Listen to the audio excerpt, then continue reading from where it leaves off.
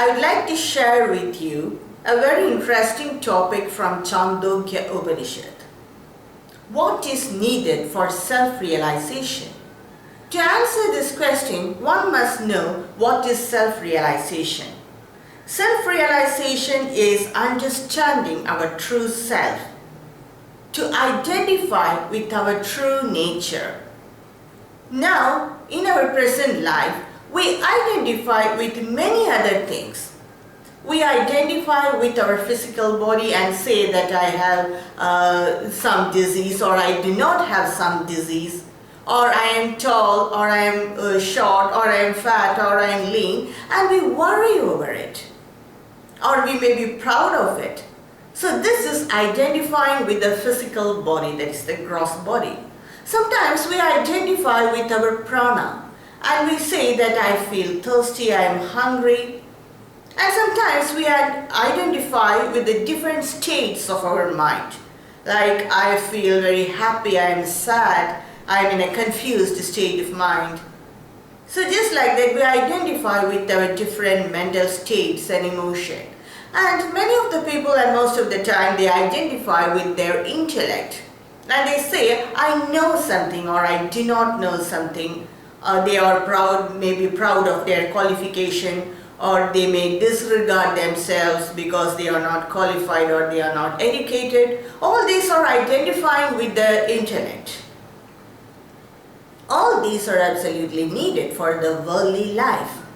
But when we identify with our true self, when we understand our true nature, then communicating with the outside world or transacting with the outside world will be very easy, and we can do that efficiently.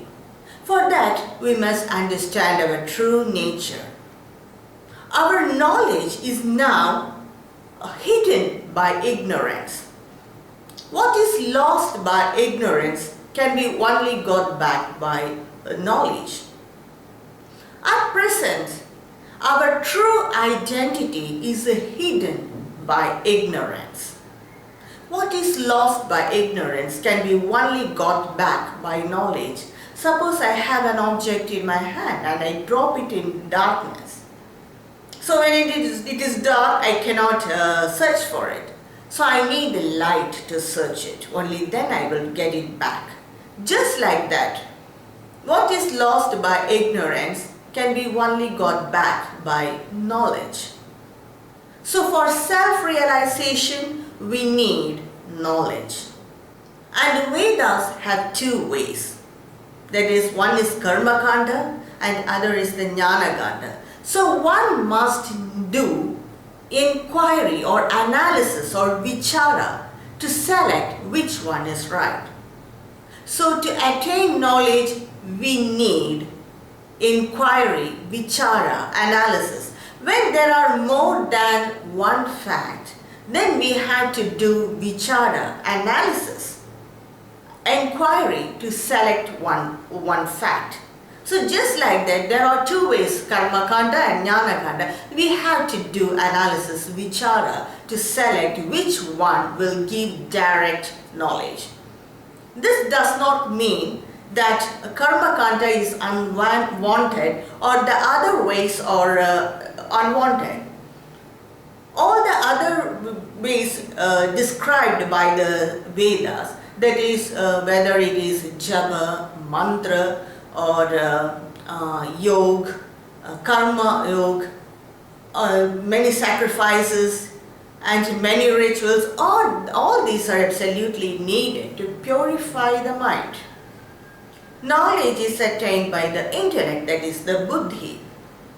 When we do analysis, we attain knowledge and it is stored in the buddhi, that is the intellect.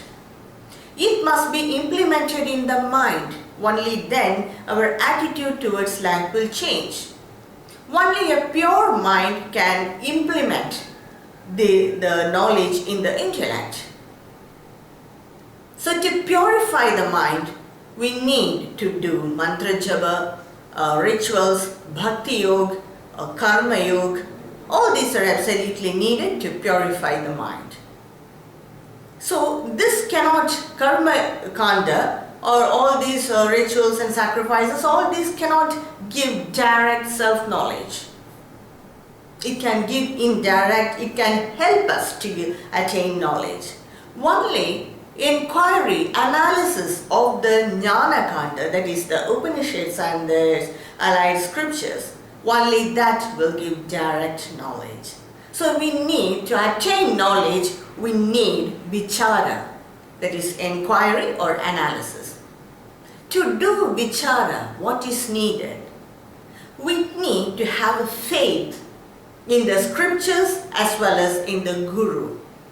If we think that the scriptures are old records of ancient rishis, then we may not have faith in the scriptures.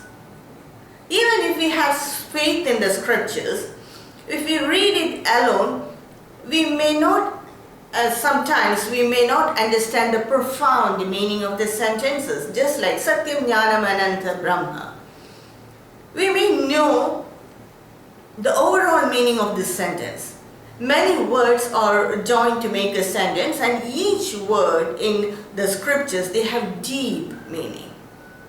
So we may not understand the depth of these words. So we need the help of a guru to understand these sentences perfectly, in a profound way.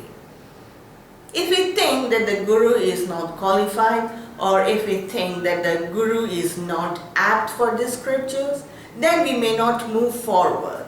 So we need faith, shraddha, in the scriptures as well as in the guru to do vichara. When we have faith in the scriptures, that faith itself will be transformed into jnana. So we attain jnana. What is needed for shraddha, for faith in the scriptures and the guru? Our mind must be humbled. A self-centered or an egoistic or an arrogant mind cannot have faith in the scriptures or in the guru. A self-centered person or an egoistic person or an arrogant person will have doubt or will have doubt in anything and everything. They criticize everything. So they may not move forward in their spiritual life. They may not understand the scriptures because their mind is not humble. So to humble the mind, what is needed? We must do seva, service. It is here the karma yoga is of great help. We need to do selfless service so that our ego will be dissolved. Only then we can have faith in the scriptures and the guru. So we must do seva, service, or that is to selfless service. We must practice karma yoga. So to practice karma yoga or to do seva, what is needed?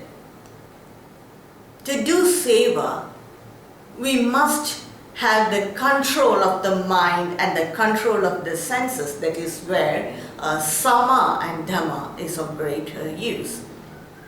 Sama, it is the control of the mind and the control of the senses is absolutely needed, because when we do service or when we help others, sometimes it will be accepted, sometimes it will be rejected, and sometimes we will be insulted for that. So we need a balanced state of mind to bear all this. So to do seva, we need sama and dhamma, that is the control of the mind and the senses. To have the control of the mind, what is needed? We must enjoy or have pleasure in doing service. Only then this will set a right attitude in the mind, and we will have a balanced state of mind in any situation. That is the perfect karma yoga. So we need or we must have pleasure in doing service. So first, we must have pleasure, or we must be very attached to the final step of the spirituality. We must enjoy that act. We must enjoy that karma. Then only we will have a balanced state of mind, and this will help us to do seva. And doing seva will humble our mind and will help us to have a faith in the scriptures and the Guru. And faith in the scriptures and the Guru will help us to do inquiry on which way to select. And even if we read the scriptures or if we understand the Guru's words, we must do manana. We must repeat it inside our mind and inquire about ourselves. What is needed for self-realization. So for inquiry, faith is needed. For vichara, faith is needed. And vichara help us to have knowledge, that is jnana. And jnana will reveal the truth.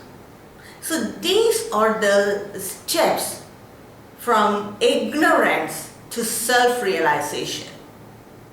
And these steps are very clearly explained in Chandogya Upanishad, chapter 7, sections 16 to 22. Thank you for watching.